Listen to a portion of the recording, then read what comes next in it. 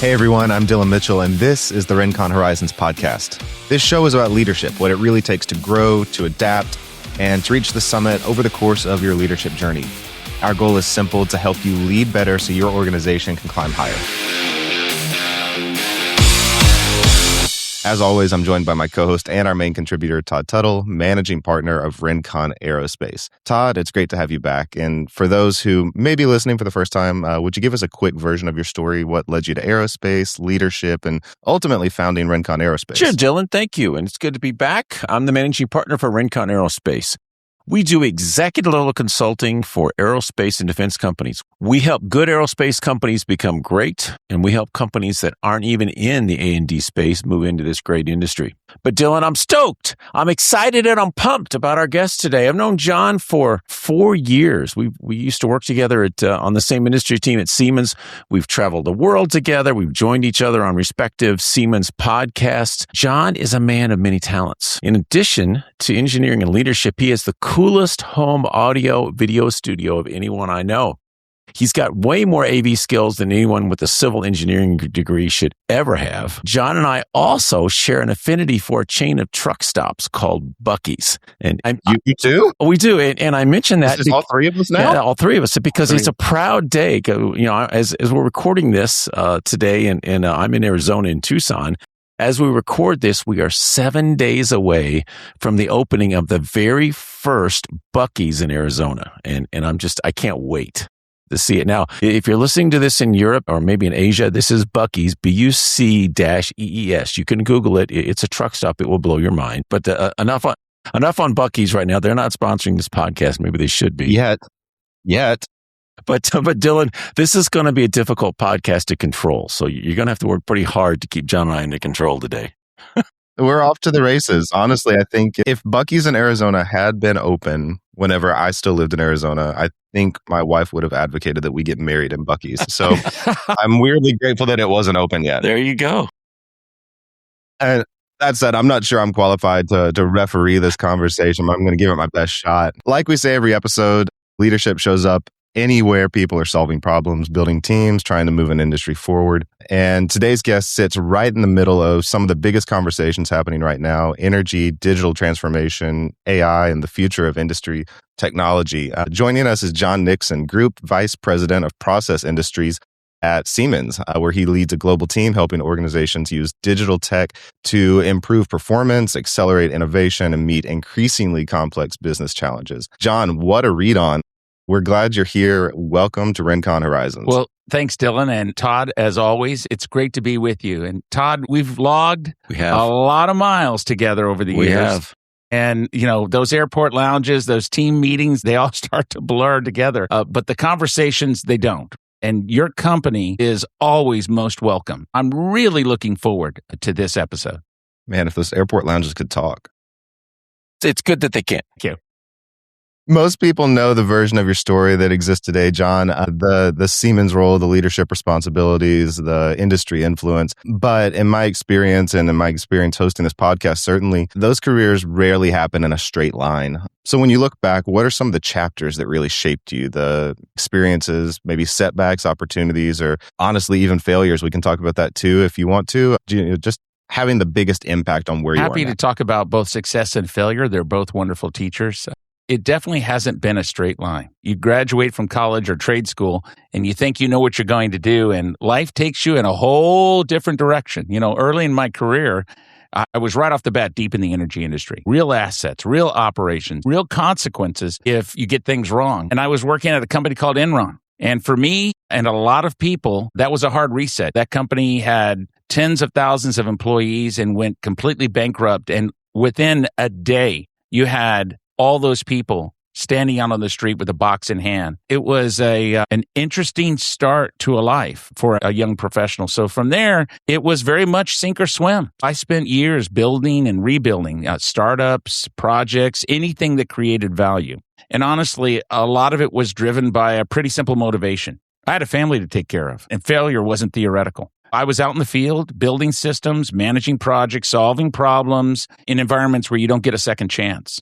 Pipelines, storage systems, all in extreme conditions. And you learn very quickly what works and doesn't work. Looking back, that period really shaped everything for me. It gave me this bias towards execution, towards solutions that actually work in the real world, not just on paper. Over time, this evolved into what I do today, helping companies take that same mindset and apply it at scale through digital transformation. So while Enron was a low point, some incredible high points manifested from that. In that sink or swim opportunity I had in life, I became a founder and a board member of, I had patents that I wrote, got them funded. Then we started this company and I became a founder and board member to reline as friable asbestos concrete pipes in southern Romania, working with the United Nations. I was a board member for one of the institutes at Rice University called the Energy and Environmental Institute. We built the National Corrosion Center, which now is at the Texas Engineering and Extension Service. I started a microbial enhanced oil reclamation company with a colleague of mine, MEOR, where we used facultative bacteria from wastewater treatment, but we transitioned that over into oil and gas to deparaffинate stripper wells. And then I was also a nationwide director of a program management office. So early failure, or let's just say disruption in life from the company I was at, led to opportunities for innovation and, quite frankly, a very determined attitude to triumph over what life throws at you. John, I want to go back to something you said. You said, I had a family to take care of. Failure wasn't theoretical. Would you expand on that? Every day you get up and you make it a full-time job to find work. You spend 15, 18 hours a day where you get up and the first thing you think of is, how am I going to literally put food on the table for my children? And what am I going to do to set an example? And you hear it oftentimes say, failure is not an option, never quit. And that all sounds great. And then you have to live it. And it's hard. And I'll tell you, it's shaped my view on life. Even now, I'm here at one of the most incredible companies ever. I am blessed every day to work at Siemens. I'm in a phenomenal role. And yet, I'll tell you, the way I operate is as if it could all be gone tomorrow. It's an absolute focus and a pouring out of energy that will never stop. And it will be here every day because I know how furtive life can be. With that in mind, do you think that carrying the mental burden of it can all be gone tomorrow, does that feel taxing in ways, or does it feel freeing for you to be in that headspace that it could all be gone? Since this is my therapy session today. Here we go. I will say, you ask, is it taxing? It can become wearisome at times.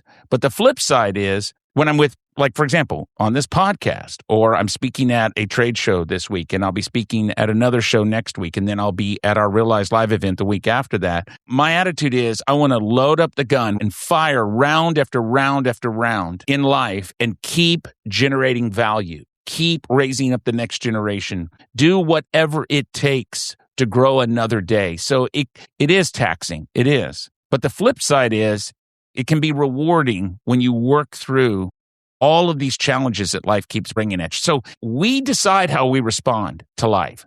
That's what every individual does. Do I let it beat me down, or do I grab it by the throat and just roll? And so its attitude makes a big difference. For me, I'm just not going to let it beat me. I'm going to get after it. So wearisome, yet triumphant. You talked about real assets, real operations, real consequences in the real world, in the industry. You were doing real physical things, getting your hands dirty, really getting your hands dirty in the oil industry. Yeah. Well, how did you become interested in digital transformation? Why did you make the switch? Yeah, it's a great question.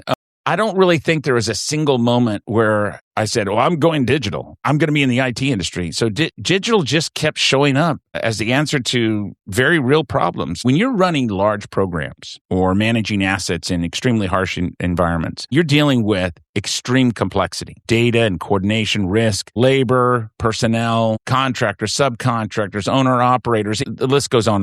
And you realize pretty quickly that manual processes are not, they don't scale. So we started building systems, sometimes from scratch, to track assets, automate workflows, improve visibility. I was deploying these systems, and then I had the fortune of then having to turn around and use them myself in the field. And that's when it clicks, no pun intended. Digital isn't just an abstract idea. It's really how you get that decision support, how you make better decisions faster with more confidence. And why it matters is simple. These industries, the ones I work in, energy, chemicals, life sciences, consumer packaged goods, they're under more pressure than ever. More demand, tighter margins, higher safety expectations. You've got sustainability always a part of all of that. And you can't solve that with incremental improvements. You fundamentally need a different way of operating. And that's where digital comes in. Looking back at my experiences, when I was running a nationwide program management office, being able to get everybody on the same sheet of music, from executives down to the field, on where we stood in project progress. Robotic automation, when I was in Romania, and we had robots on sleds that we pulled through wastewater lines, the amount of asset information we were able to gather in a very rapid or a very compressed time frame was amazing. This led me into the world of asset integrity, which is data intensive. So whether I was inspecting pipelines or working on above ground storage tanks or walking the line with inspectors on high pressure systems in these adverse environments such as brine environments near the coast or extreme cold weather. This is an example of the everyday, ever-growing complexity, and digital is such an important part of that. John, I think a lot of us in that regard have become maybe accidental energy experts over the last few years, mostly because we keep paying utility bills and filling up our gas tanks. I filled up at Costco yesterday and I wanted to cry, and they weren't tears of joy. But when you zoom out and take a different angle, we're in a pretty fascinating moment when you look at the future of energy. I wonder what genuinely excites you and what are some changes that most people don't see that are probably coming. The thing about the energy business is it's always one that's in flux, and it's always with extremes. It goes without saying that we are living in a really fascinating moment of transition in the energy space. Of course, if you look back at our species where we moved from biomass and then we had coal, and you keep looking at all the varied forms of energy, whale oil, kerosene, it's amazing the transitions we've gone through to become an electrified species. What really excites me is that we're moving from energy transition as a concept. It's really an execution challenge now. I'm always focused on execution, and I always think factory floor and field. And I think that's the big shift now, is we're no longer like 30 years ago talking about the promise of wind, the promise of solar, the promise of potentially small modular reactors or fusion energy. We are living that right now. You always hear, you want to live in interesting times? That's where we are. And John, if I could stop you right there, because I hear those things, but I want to push back a little bit. Yes. Because you talk about those things. Those alternate energy, what percentage are, let's say, either in Europe or in the U.S., are we using of those alternate energy sources right now versus more traditional kinds of energies, fossil fuel sources? I mean, it's a great question. It depends on which country you're talking about or which region. I will say that it's incredible in Europe to see how much of the renewable space makes up their power generation. When you're here in the U.S., you're talking about fossil fuel systems that have been around for decades and for a century. And it's not going to be something that you're going to unseat anytime soon. I think what we're going to see is more integrated systems like renewables and traditional energy storage and hydrogen all working together. But that forms a lot of complexity. Here's an interesting development that's come up lately. You're going to see a lot more of nuclear in the space. With all of the data centers that are now being built, there's discussion about power generation behind the meter. I think it was February of this year in 2026. Don't quote me, but I think it was February or March. There was a headline about all the hyperscalers and others that were developing significant footprints for data centers were at the White House. They signed an agreement, a memorandum of understanding to some degree of bring your own power, that they were well aware of the demands that data centers now are going to make on entire regions. When you see power bills rising 50 to 70% for consumers, and those happen to be the very states where you see all these data centers being installed, I mean, come on, 1 + 1 = 2. So everybody knows there's this tremendous demand for power with this ecosystem that we take for granted, our smartphones with AI on it every day. I'll tell you, if you're in Europe, you see strong renewable footprint. If you're in the US, not so much. If you're down in South America, where I just came back from, strong focus on biofuels. And then we just saw a headline here recently where in 2027, China will have ignition for their first fusion reactor. That's what they're scheduled for. We're in a race towards fusion as well. It's an I was going to say, interesting. I heard you mention fusion a couple of times. We got to talk about the star in the jar concept. Do you mind going in on that a little bit? And John, and I'll say, speak to us like we're a 4-year-old, okay? Because I think some of us maybe know what fusion energy is, but it's kind of confusing to lots of people. So kind of talk about that a little bit, explain it maybe in non-technical terms first, and then get into what's really the state of the art in fusion energy right now. Right. With nuclear energy, you have fission, you're splitting atoms, you're releasing energy. You have embers of the Big Bang called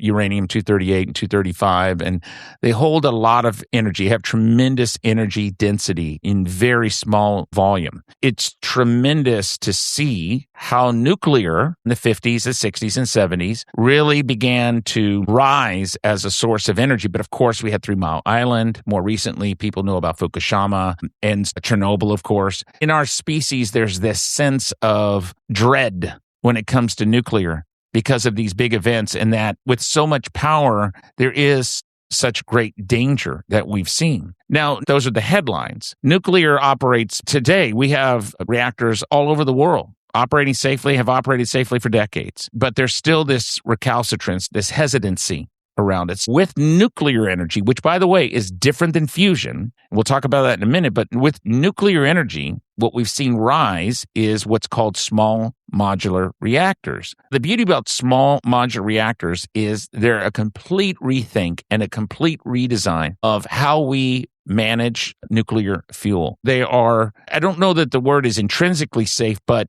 you can now operate a small modular reactor, and if we were to have a zombie apocalypse and no human were to show up at the reactor, it doesn't go supercritical because of the way in which they manage the fuel now. It's very exciting to see this. I visited recently a small fast reactor in Lockhart, Texas, where they're using that reactor not only for it's not so much power generation, it's really more for development of medical isotopes for cancer treatments. It's an interesting offshoot of our use as a species of nuclear energy. So that's nuclear, that's splitting atoms. With fusion, we're now driving atoms together to release energy. You don't have the same kind of hazard of waste that you create. There's some neutron creation from that, but it's very much an elegant means to mimic the sun in our solar system, which is a gigantic fusion reaction. While fission is reusing the embers at the Big Bang, fusion energy is mimicking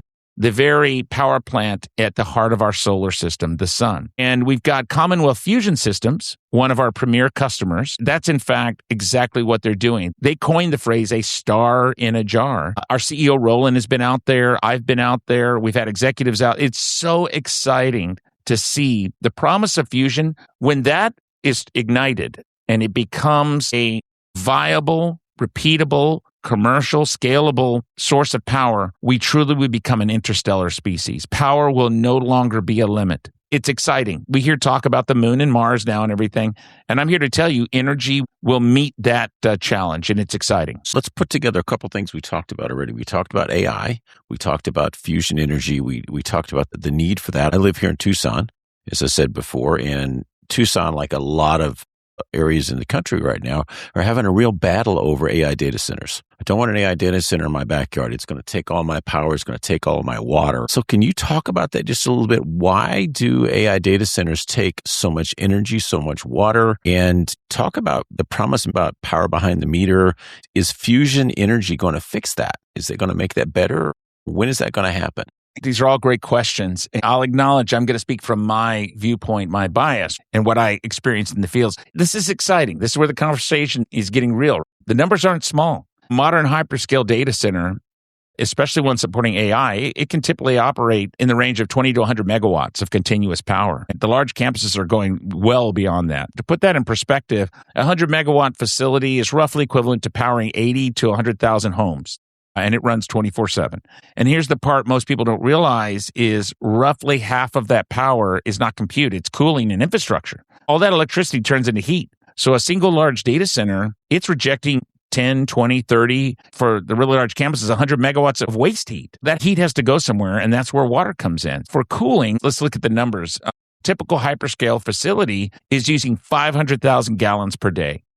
Large and less efficient facilities are probably somewhere between 1 to 5 million gallons per day. You annualize that, that's up to 1.8 billion gallons per year for a single large campus. And that's why you'll hear the phrase, one data center can consume the same water as a town of 10 to 50,000 people. When we're talking about that, we're measuring now the effectiveness in these data centers, these campuses, what they call water usage effectiveness. When you look at that, there have been huge strides made in reducing the amount of water. It's only going to get better. Everybody knows it's a challenge. We need better materials. We need better cooling. We need far less water usage. It's interesting, though. I'll say this. AI makes it acutely more challenging. So your traditional racks before in data centers, 7 to 10 kilowatts. But when you add AI to it, now you're talking 30 to 100 plus kilowatts per rack.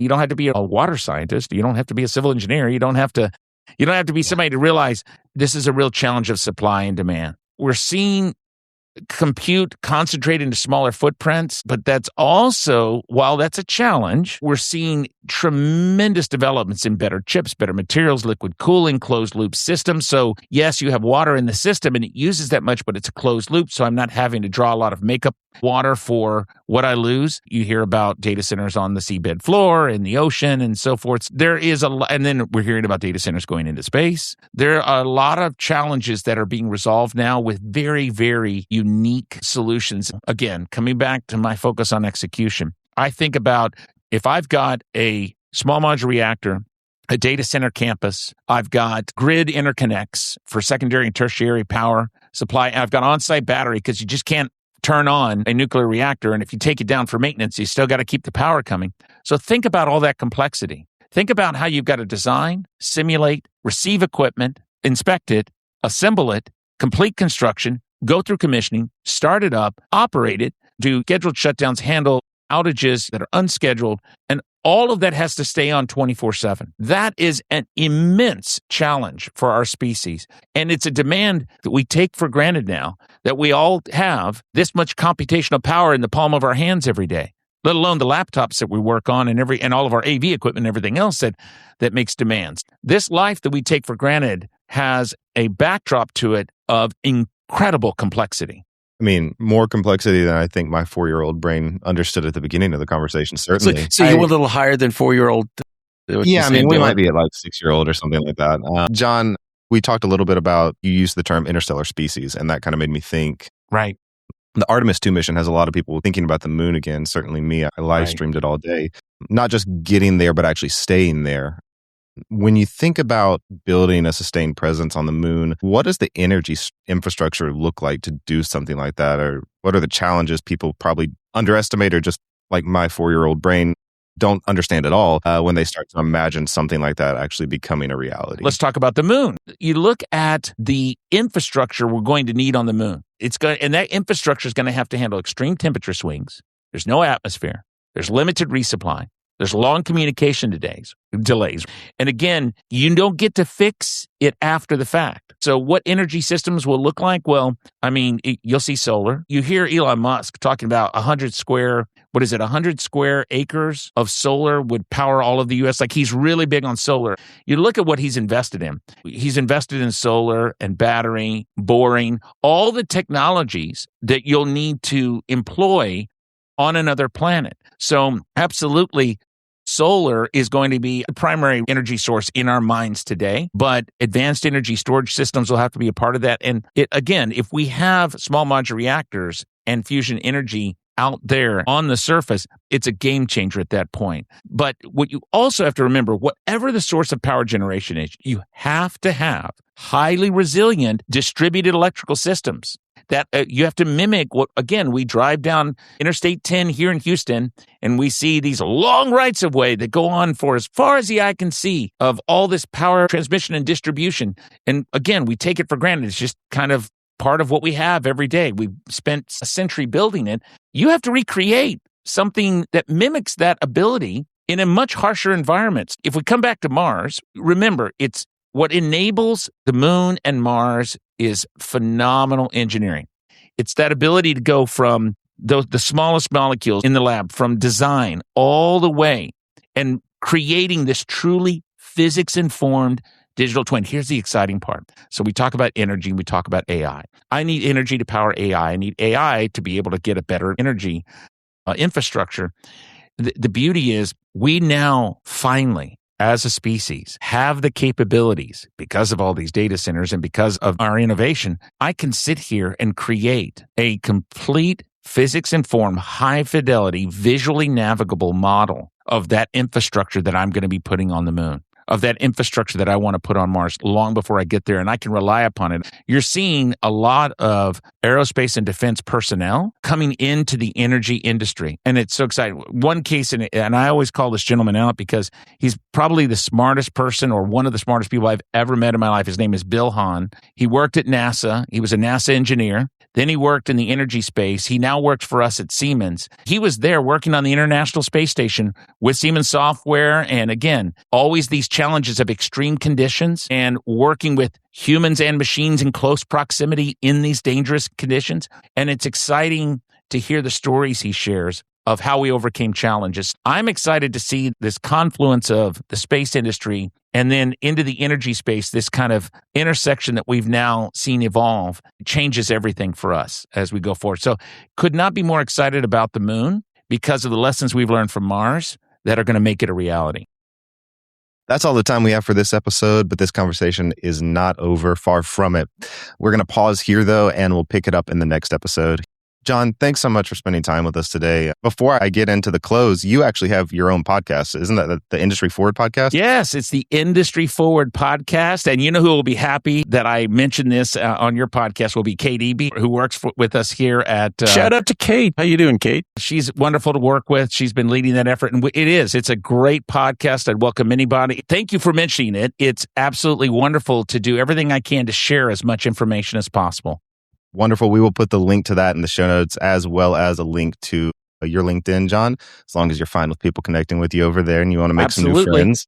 But Todd, thank you so much. And thanks to everyone for listening. Every episode of Rincon Horizons is about unpacking the decisions and disciplines that shape us all as leaders at work, at home, and everywhere in between. Our goal is simple: to help you lead better so your organization can climb higher. If today's conversation challenged you or encouraged you, share it with someone who's thinking about making the leap. You can also learn more about Rincon Aerospace or connect with Todd through the links in the show notes or at rincon.aero. That's rincon.aero. I'm Dylan Mitchell. You can learn more about my work at dm.supply. Thanks for listening. We'll see you next time on Rincon Horizons.